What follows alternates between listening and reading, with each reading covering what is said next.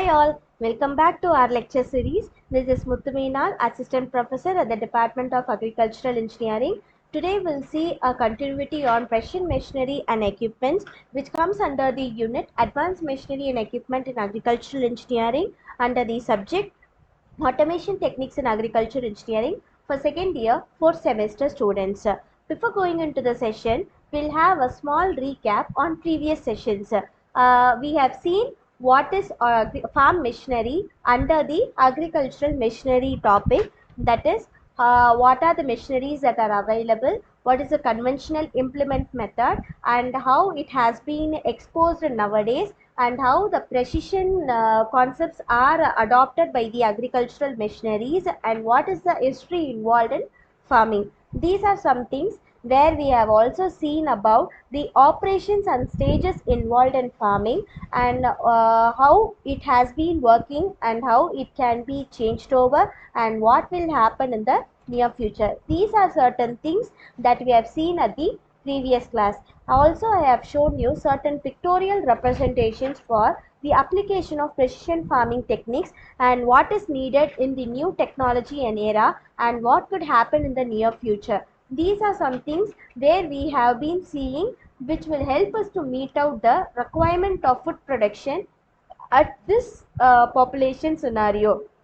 And I have also shown you a justification that during the previous years, the food production was nearly necessary for per farmer has to feed 26 people. But nowadays at 2050, it is necessary for us to double the food production and increase the production of food, so that it is not possible by applying the manual labor. We have to adopt precision agriculture by reducing the manual labor. And also there is a myth that the manual labor is not available nowadays due to the revolutionary of machineries, and this is how in order to meet out this technological era, we have to also move towards the application of precision techniques under the agricultural machinery. So why do we need precision agriculture? Does anyone know? It is actually needed to enhance the productivity in agriculture with respect to a profit. So that means that initially I have given you a justification that at the 19th century, one farmer is required to feed only 26 people, but now it is required for us to feed 265 people per farmer. That means the manual labor is not sufficient for producing that much amount of food now. And also the time period and the manual skilled labor who are available for doing such activities are being declining nowadays due to the developing condition. So it is not possible for us to enhance the productivity with respect to profit by manual labor alone. That is why we have to be dependent upon the agricultural machineries. And also, if I am going to harvest a plant manually, what I will do, I'll create a hole and I'll remove the surface and I'll make the surface to loosen and then remove the plant from it. This will make a degradation in soil nature. So in order to prevent that soil degradation in cultivable land, it is necessary for us to do a precision technique where the harvest can happen without degrading any kind of soil layer.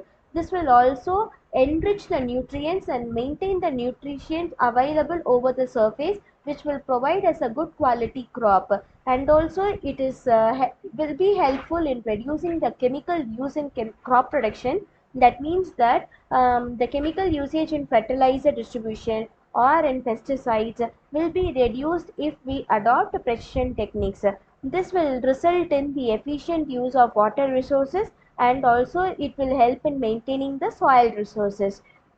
With the help of dissemination of modern farm practices, it will help us to provide an improved quality, quantity, and reduction in cost of production in agricultural crops.